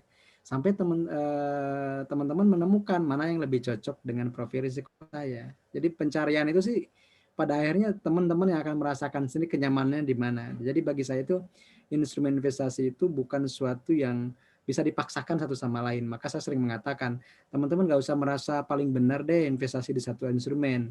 Kenapa? Karena di agama aja la ikraha fiddin gitu ya. Jangan saling memaksakan dalam agama, apalagi dalam investasi gitu. Dan maka cara damainya ya dengan menggabungkan semuanya. Teman-teman punya emas, teman-teman punya saham, teman-teman punya reksadana gitu. Tapi pada akhirnya teman-teman akan memilih yang cocok itu yang mana gitu ya. Nah, terkait dengan emas, saya dulu pernah punya investasi di logam mulia. Saya pernah punya kepingan emas. Antam itu ya, saya pernah punya. Tapi bagi saya sih emas itu nilainya itu apa ya? Emas tidak membuat kita selalu tidak membuat kita terus kaya gitu, apa tumbuh kaya, tapi selalu kaya, apa tetap kaya. Kenapa? Karena biasanya nilai emas itu kan diikuti dengan misalnya kenaikan bahan pokok gitu. Jadi kalau yang punya emas itu dia masih bisa beli gitu apapun. Kenapa? Karena dia harganya lebih duluan ketimbang harga bahan pokok. Tapi kelemahannya emas itu di penyimpanan. Teman-teman mungkin 1-2 gram masih aman, bisa nyimpen di lemari, bisa nyimpen di laci. Kalau sudah punya 1 kilo masih nyaman, bisa nyimpen di laci. Saya kira deg-degannya akan lebih ketimbang punya satu ini. Nah bagi saya makanya emas tuh kendalanya di penyimpanan. Saya dulu pernah punya emas itu sampai disimpan di safe deposit box bank, Mas. Dan itu kan ada biaya penitipan, harus bayar tiap bulan berapa gitu. Meskipun emas saya nggak banyak ya, jangan bayangin emas saya berkilo-kilo. Kalau emas saya berkilo-kilo ya saya sudah jadi sultan dong gitu ya, seperti itu. Enggak lah, biasa aja gitu. Tapi ya itulah penyimpanan dan tadi ya nilainya pun kadang lagi turun, fluktuatif juga sih sebenarnya. Itu mungkin Mas. Oke. Ya, tadi Mang Amsi sudah sempat nyinggung soal emas. Ini ada pertanyaan lain, kayaknya agak berubah sedikit haluannya. Ada pertanyaan dari Gilang Ramadan. Mang Amsi izin bertanya, apa perbedaannya saham aset perusahaan dengan aset digital seperti cryptocurrency, ya Bitcoin dan lain sebagainya. Kemudian bedanya secara sederhana dari investasi saham dan trading saham tuh seperti apa kira-kira Mang Amsi? Yes, pertanyaan menarik dan sekarang emang lagi musimnya koin-koinan. Bitcoin. Kemudian saya jawab gini, kenapa sih Mang Amsi nggak ngebahas koin gitu? Kalau saya sederhana, saya itu mungkin orang awam dan nggak terlalu mahir beragama gitu ya. Dan saya cukup percaya dengan DSN MUI dan sampai hari ini belum ada fatwa yang membolehkan cryptocurrency. Saya mah gitu. Jadi teman-teman, mungkin saya berbeda dengan kebanyakan orang ya. Kalau kebanyakan orang kan main hajar, yang penting menanti aja hukum belakang. Kalau saya enggak, saya lebih ikhtiyat gitu. Apalagi di masa Covid seperti ini kan kematian bisa datang tiba-tiba gitu ya. Maksudnya, jadi saya lebih memilih itu. Bagi saya sih yang penting keberkahan. Maka kalau bertanya amsimologi itu seperti apa, kan ada yang bilang ya. Sekarang banyak mologi gitu. Kalau saya itu tips investasinya pertama yang nomor 1 yang utama itu bukan instrumennya. 1, syariah apa enggak. Kalau di situ sudah enggak ada, saya nggak bisa masuk ke yang kedua gitu. Kalau misalnya tolak ukur syariah nih, saya harus putus dulu. Tolak ukur syariah itu at least ada yang memfatwakan begitu ya, Mang? Fatwa di kita, jangan kan Mang ini di Arab Saudi udah ada fatwa halal. Di Arab Saudi bisa halal, di kita mungkin haram. Begitu. Tidak sama di setiap negara. Contohnya, kriteria saham syariah di Turki, Malaysia, Inggris, Amerika sama kita udah beda. Kita harus mengikuti hukum yang berlaku di negara kita, bukan di negara lain. Kenapa? Karena beda kemaslahatannya, beda maqasid syariahnya. Yang katakanlah misalnya untuk di negara tersebut lebih maslahat yang mana kan berbeda. Jadi kita tidak bisa mengaduk. Makanya mohon maaf gitu, misalnya tidak selalu misalnya yang ada di Arab terus kita contoh. Arab pernah keliru loh menentukan misalnya hilal gitu. Akhirnya minta maaf. Saya nggak tahu itu tahun berapa itu. Logikanya kan sederhana. Orang kan kadang bilang begini, ini contoh sekecil ya teman-teman. Tidak selama yang di Timur Tengah itu harus kita ikuti. Contohnya misalnya, ini di Mesir aja sudah hilal. Kita harus sudah lebaran atau misalnya sudah puasa. Kan unik gitu. Orang itu nggak belajar geografi. Kalau menurut saya juga yang sedikit bodoh, sedikit awam geografi, paham lah. Kalau waktu itu lebih duluan kita. Bener nggak, Mas Ito? Ya, wilayah hukumnya juga berubah, beda. Wilayah hukumnya. Dan ini kan Mas dari geografi sederhana aja. Masa kalau misalnya di kita maghrib, Terus ada berita yang hoax itu disebar, di Mesir sudah ada hilal jam 6 sore. Ya. Atau misalnya bahkan di negara yang lebih jauh lagi. Itu udah kelihatan. Bukannya di kita lebih dulu ya. Nah, seperti itu kan. Dan hal-hal tersebut kan bisa berbeda di setiap negara ya. Nah, kemudian itu yang pertama. Jadi bagi saya, kenapa saya tidak ngebahas cryptocurrency? Karena sampai hari ini belum ada fatwa yang membolehkan mentradingkan cryptocurrency, Bitcoin, Ethereum, Dogecoin, apapun lah namanya. Saya tidak ikut-ikutan begitu, karena saya belum paham tentang itu. Tapi kalau semacam alat tukar itu masih ada yang membolehkan. Tapi kalau diperdagangkan itu sama dengan memperdagangkan forex online, gold online, seperti itu nggak boleh. Karena lebih apa ya? Lebih dominan spekulasinya gitu. Kalau teman-teman kan suka ada yang nanya ke saya, emang kan sama aja kok lihat chart. Chart itu hanya salah satu bentuk analisis. Tapi yang paling penting itu bagi saya itu underlying asetnya ada nggak misalnya. Dan itu bagi saya kan masih debatable untuk cryptocurrency. Kan memang itu tetap ada aset. Ya silakan. Kalau bagi saya sih, ya saya belum sampai ke sana ilmunya dan sampai hari ini belum ada fatwa dari SNM MUI yang menghalalkan itu. Termasuk di forex. Forex itu banyak yang dipunten. Mohon maaf, banyak yang dipelintir fatwanya. Fatwa yang membolehkan sorfah itu bukan fatwa trading online loh. Itu trading di spot, trading di money changer, di money changer. Tapi yang di online tuh nggak ada yang membolehkan loh sampai hari ini. Tapi itu kan tadi kebetulan saya baru ngobrol tadi sore itu dengan teman saya, beliau itu ketipu gitu, di satu forex online sampai ratusan juta. Kemudian dia nanya, emang saham gitu nggak? Saham itu nggak ada batas bawahnya. Kalau forex dan kripto itu nggak ada batas bawahnya. Tapi orang kita mah kan kalau lagi rame di situ ke situ gitu. Tapi kalau lagi rugi, mas semua juga kena. Kemudian cryptocurrency itu minusnya bisa puluhan persen per hari. Meskipun untungnya pun bisa ratusan persen per hari. Tapi di saham dibatas. Untung maksimal 25 kalau di Indonesia. Rugi maksimal minus 7 setiap hari. Kan seperti masih dijaga loh. Masih selamat di saham kalau menurut saya. Dan di saham itu ada batas bawah. Paling jeleknya harganya gocap Rp50. Gak ada yang nol kecuali di listing. Kemudian yang terakhir ya. Aku mau komentari tadi ya masalah budaya kagetan di masyarakat kita ya. Beberapa waktu lalu misalkan kaget ikan cupang. Juga sempat merame ini. Janda bolong. Dan lain sebagainya. Ini juga aku perlu meng-highlight beberapa catatan dari Mang Amsi ya. Tadi berkaitan dengan pernyataan definisi halal ataupun juga bagaimana kita memastikan itu sesuai dengan syariah. At least kita bisa ikut yang disampaikan pemerintah begitu ya. Atiullah wa atiur rasul wa ulil amri minkum. Kita pastikan pemerintah juga pastinya berikhtiar melakukan yang terbaik. Ya kita juga memahami kaidah-kaidah yang lain. Tasarruful imam ar-ra'iyatin manutun bismil maslahah, misalkan hukmul hakim ilzam wa rafaul khilaf, misalkan itu juga menjadi salah satu pedoman. Setidaknya untuk bisa kita memberikan ya katakan menentukan mana yang syariah, mana yang tidak, ya setidaknya ada fatwa yang bisa menguatkan. Dan juga nggak gampang mengikuti yang dikeluarkan oleh fatwa-fatwa yang lain begitu ya Mang ya, dari negara lain maksud saya. Terus juga tadi aku mengutip pernyataan menarik dari Mang Amsi, pada prinsipnya dalam kita berinvestasi itu ya la ikroha begitu ya, nggak ada la ikroha fil investasi begitu ya. La istismar. Ya, ada yang suka di Bitcoin ya, kalau emang merasa hal itu silakan. Ada yang juga sukanya mungkin di emas, ada yang mungkin sukanya di saham, ada yang mungkin suka di reksadana, ya silakan. Tadi Mang Amsi sarankan kalau mau lebih adil ya coba semuanya, tapi ini hati-hati juga dalam kita beragama ya, nggak bisa disembarangin kalau yang ini. Iya ya. Betul. Mang Amsi, ini masih ada pertanyaan terakhir sepertinya. Ini ada, ya nanti saya belum bisa katakan terakhir. Ada pertanyaan lagi tadi tambahan dari Mas Reo Audi. Mang Amsi, ada beberapa pertanyaan yang sudah dijawab sepertinya. Oke. Ini saya pengen tanya nih. Bagaimana kalau emiten saham syariah yang kita beli tiba-tiba keluar dari list indeks saham syariah? Wah, ini gimana nih menurut pandangan Mang Amsi ini? Saya rasa pertanyaan ini yang belum terangkum. Oke, makasih Mas Reo. Jadi kalau bagi saya pribadi ya, kalau saya pribadi itu saya punya Saya punya kebiasaan sudah sejak mungkin 6 tahun yang lalu ya.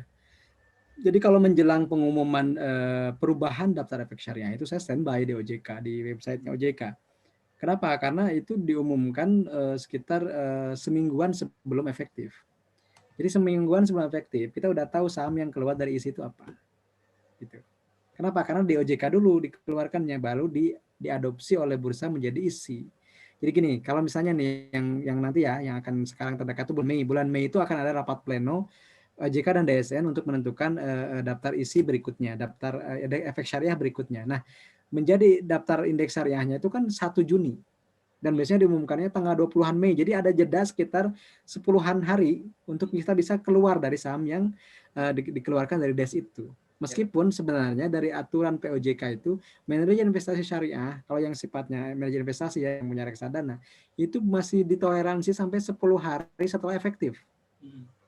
Jadi artinya kalau bagi saya sebagai investor saham syariah, saya punya waktu 20 hari loh buat merebalancing porto itu. Dan kalau saya sih prinsipnya kalau dia keluar saya langsung jual gitu. Kalau dalam keadaan untung sebelum efektif, maka itu masih halal kalau menurut saya. Masih boleh diambil keuntungannya. Tapi kalau misalnya sudah masuk efektif, kita cleansing aja jadi dana sosial. Maka penting kalau investor, maka saya sering menyebutkan selain risiko saham yang di saham biasa yang bukan syariah, katakanlah di syariah itu ada satu risiko lagi, risiko dikeluarkan dari DES. Risiko dikeluarkan dari daftar efek syariah. Solusinya gimana teman-teman? Solusinya adalah silahkan simak video saya tentang berapa ya waktu itu? 20 saham, 24 saham yang tidak pernah keluar dari isi kalau tidak salah. Jadi ada beberapa saham yang tidak pernah keluar. Ada aja di situ. Artinya apa? Mereka menjaga kriterianya supaya tetap masuk di indeks saham syariah Indonesia. Dan teman-teman perlu ketahui juga, banyak emiten besar itu yang ingin masuk isi loh. Banyak emiten besar itu yang ingin masuk JI loh gitu. Kenapa? Karena bagi mereka itu kalau ketika masuk isi dan JI, mereka akan menjadi watchlist portofolio big fund. Mereka akan menjadi daftar pantauan perusahaan-perusahaan manajer investasi reksadana asing yang syariah gitu. Karena kan ketika masuk JI dan isi berarti ini sudah syariah. Nah, itu kan menjadi misalnya tiba-tiba ada saham perusahaan besar yang masuk isi. Contoh, di Desember kemarin itu dua grup Sinarmas kan masuk. Tekim dan INKP. Dulu nggak masuk, itu lama sekali nggak masuk. Indah Kiat dan Ciwi Kimia, Sinar Dunia lah kalau teman-teman beli buku Sinar Dunia itu perusahaan. Dulu kan nggak masuk. Nah, saya sudah meramalkan dia masuk sejak bulan September, sejak bulan Oktober kalau tidak salah. Kenapa? Karena ketika saya melihat laporan keuangan keduanya, utangnya berkurang. Ya.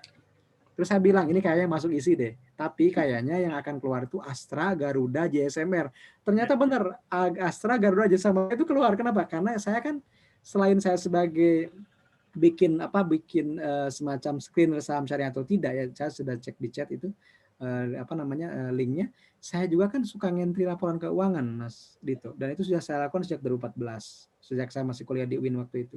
Jadi setiap 3 bulan saya ngerekap laporan keuangan semuanya teman-teman. 724 itu saya entry. Aset lancarnya, aset non lancarnya, ekuitasnya, laba bersihnya, kasnya, semua saya entry. Jadi saya bisa tahu langsung rasionya muncul. Oh, ini DER-nya melonjak, kayaknya ini keluar dari saham syariah. Gitu.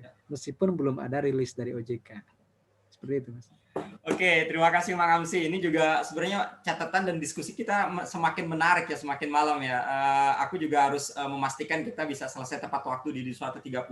Tapi karena ini berkaitan tema kita selain investasi juga kita berdiskusi seputar utang, Mang.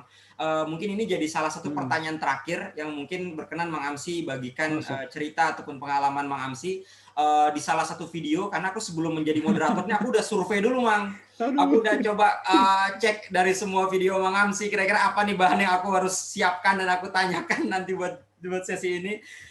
Aku ada catatan yang menurutku menarik. Ada video yang Mang Amsi ceritakan di salah satu YouTube, di materi konten YouTube Mang Amsi itu keluar dari jeratan hutang.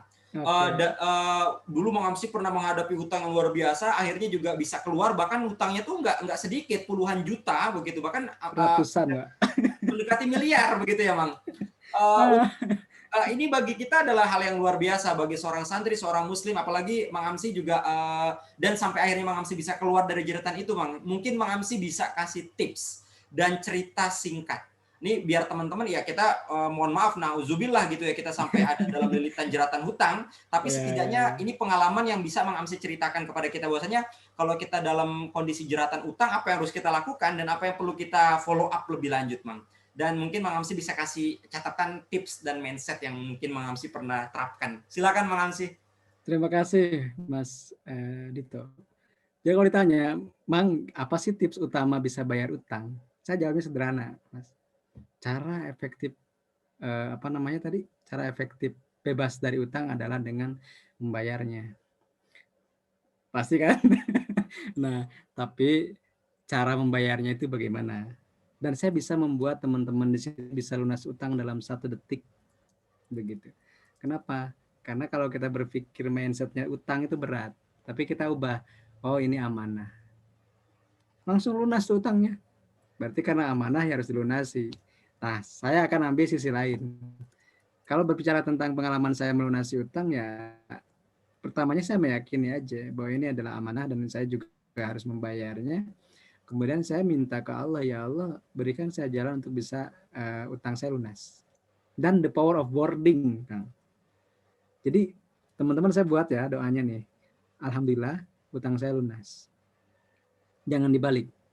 Alhamdulillah saya lunas utang.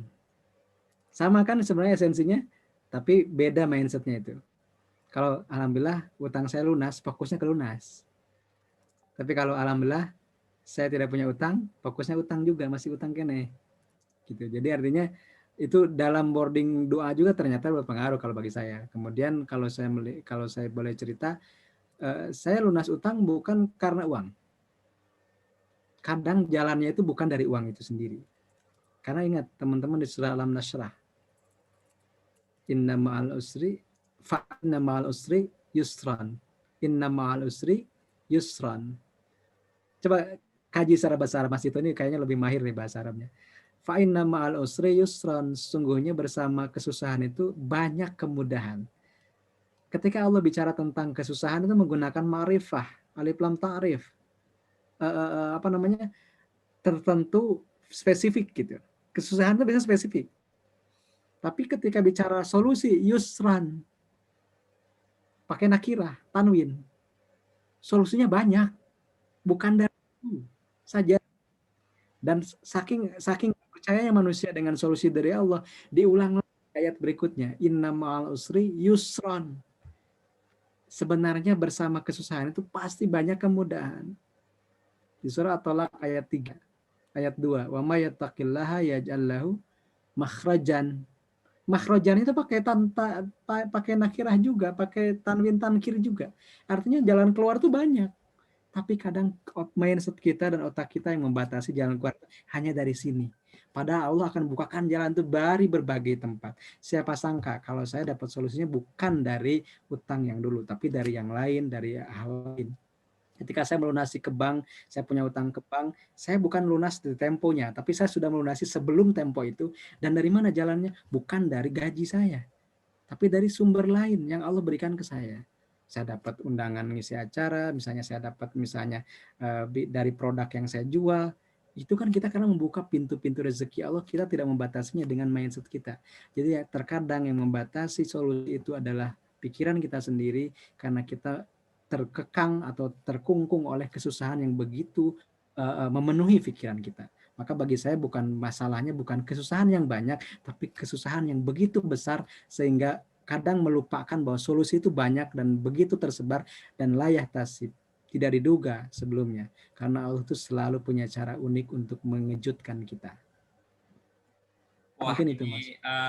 Quote menarik dari Mang Amsi ya, terakhir pertanyaan yang juga saya rasa bisa menjawab dan juga menjadi salah satu bagian dari ending diskusi kita malam hari ini. Inna ma'al usri yusro, apapun itu, ini juga berlaku di banyak hal ya Mang Amsi, termasuk di urusan kita mencari beasiswa, mencari kemudian yang lain. Terpenting dari itu semua adalah lebih kepada mindset ya Mang. Mindset kita yang harus kita rubah, kita yakin. Ana inda zanni abdi lah. Ya, ana inazoni abdi. Terus Mang, aku masih penasaran nih Mang, terakhir boleh, banget. Boleh. Backgroundnya itu foto ini Mang, foto sawah tuh kenapa Mang? Ini sawah di depan rumah dan ini sedikit ya teman-teman. Gak apa-apa, aku rasa peserta juga masih menunggu nih, kita senang kok nih, dari tadi nggak pindah-pindah nih angka. Itu kenapa belakangnya foto itu Mang? Kasih alasan dong. Ini salah satu bukti bahwa ana inda zoni abdibi. 2 tahun yang lalu saya melewati sawah ini. Kemudian saya ngobrol ke istri. Mudah-mudahan ya suatu ketika sawah ini jadi milik kita. Kemudian saya berfoto di situ dengan keluarga dan foto itu saya uploadkan menjadi pengantar buku Saham Syariah kelas pemula. Kalau teman-teman lihat di situ ada Dan itu pernah saya presentasikan di depan layar Mainhold Bursa Efek ketika diundang menjadi pemateri di Syariah Investment Week 2019. Waktu itu saya belum menjadi pemiliknya, teman-teman. Tapi hari ini, berkat kuasa Allah dan doa dari semuanya, sawah itu jadi milik kita. Dan uniknya kenapa? Sawah tersebut itu pingin dibelinya sama kita, meskipun nunggu dulu uangnya. Bayangin, Allah menggerakkan hati pemiliknya, penjualnya itu hanya ingin dibeli oleh kita, dan mereka sampai mau nunggu. Padahal banyak orang yang, itu cara Allah yang unik, yang saya tidak pernah menyangka, dan saya pun dapat uangnya pun aneh gitu, kok dapat uang senilai sawah tersebut. Itu luasnya hampir 1.500 meter lebih, Pak Mas. Dan bagi saya, afirmasi positif, doa yang positif, Allah marzuqni mithlahu au khairam minhu, itu selalu kita dawamkan supaya tidak iri gitu. Ketika saya lihat orang lain punya sawah, saya nggak iri, tapi ya Allah, semoga saja ini menjadi milik saya, berikanlah saya semisal ini atau lebih baik dari ini.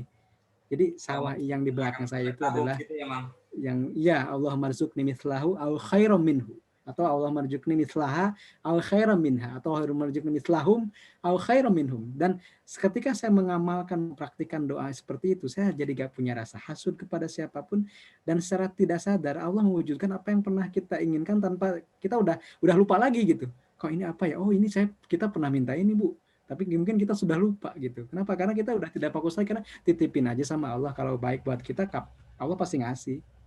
Semudah itu. Kalau maslahat buat kita, kenapa tidak dikasihkan ke kita kalau memang itu maslahat buat kita? Ya, terima kasih Mang Amsi. Itu pesan yang juga luar biasa, yang nggak bisa sekedar yang perlu juga butuh waktu pastinya untuk kita terapkan ke depannya begitu Mang Amsi ya. Tapi karena waktu juga terbatas, mohon maaf kita juga harus selesaikan webinar pada malam hari ini. Sekali lagi saya ucapkan ribuan terima kasih buat Mang Amsi. Juga pada teman-teman yang juga sudah hadir pada kesempatan malam hari ini. Kami juga perlu menginformasikan rangkaian dari acara webinar series ini adalah kita akan ada materi selanjutnya nanti dari Mbak Nanda Faradewi. Beliau salah satu certified financial planner yang juga salah satu finance manager di salah satu perusahaan besar di Jakarta. Nanti akan mengisi pada seri di Sabtu pagi jam 10 pagi sampai dengan jam 12. Nanti jam 9 sampai jam 11. Nanti dilanjut dengan Mbak Isnawati Hidayah yang saat ini sedang menyelesaikan studi sudah menyelesaikan studi LPDP-nya di Wageningen University, yang akan bercerita tentang manajemen keuangan buat orang yang lagi dapat beasiswa itu kayak gimana. Sama-sama LPDP nih Kang. Jangan-jangan nih ada peserta LPDP ataupun beasiswa yang akan belajar ke luar negeri, jangan duit beasiswanya habis Kang. Intinya begitu yang kita harapkan. At least mulai bikin tabungan, punya saham, punya reksadana dan sebagainya sesuai dengan keinginannya masing-masing. Ini bagian dari mungkin ini penutup dari sesi ini, dan juga kami mengingatkan dari panitia bagi yang belum mengisi link ini nanti akan juga dikirimkan panitia bahwasanya ada catatan dari Ines Kosmetik untuk peserta yang juga mengikuti sesi di malam hari ini. Terima kasih Mang Amsi dan semuanya. Saya izin akan tutup dan stop recording dulu. Sebelum nantinya kita tutup, kita izin membacakan suratul Fatihah. Tadi banyak pesan yang luar biasa yang disampaikan Mang Amsi, dan semoga ini juga menjadi amunisi positif, rewarding buat kita semua untuk bisa mengafirmasi diri melakukan yang terbaik. Kita doakan dengan bacakan suratul Fatihah terlebih dahulu khusus untuk Mang Amsi yang sudah meluangkan waktu. Semoga Mang Amsi dan keluarga juga beserta anak-anaknya selalu diberikan kesehatan, diberikan kemudahan dalam segala hal. Juga teman-teman peserta webinar malam hari ini juga diberikan ilmu yang bermanfaat. Ilmu yang bermanfaat itu kelak bisa kita amalkan ke depannya dan juga bermanfaat untuk orang lain ke depan, di masa depan. Ala hadiniyah wa ala kulli niyatin sholihah. Al-Fatihah.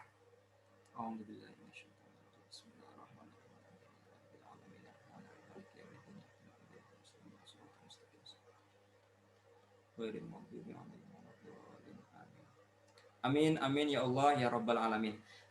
Saya Dito Ali Pratama selaku moderator pada malam hari ini undur diri, dan mohon berkenan teman-teman untuk juga terlebih dahulu menyalakan video. Setelah saya tutup dengan salam, saya akan langsung stop recording dan akan kita lanjut dengan sesi foto bersama. Akhirul kalam, wassalamualaikum warahmatullahi wabarakatuh.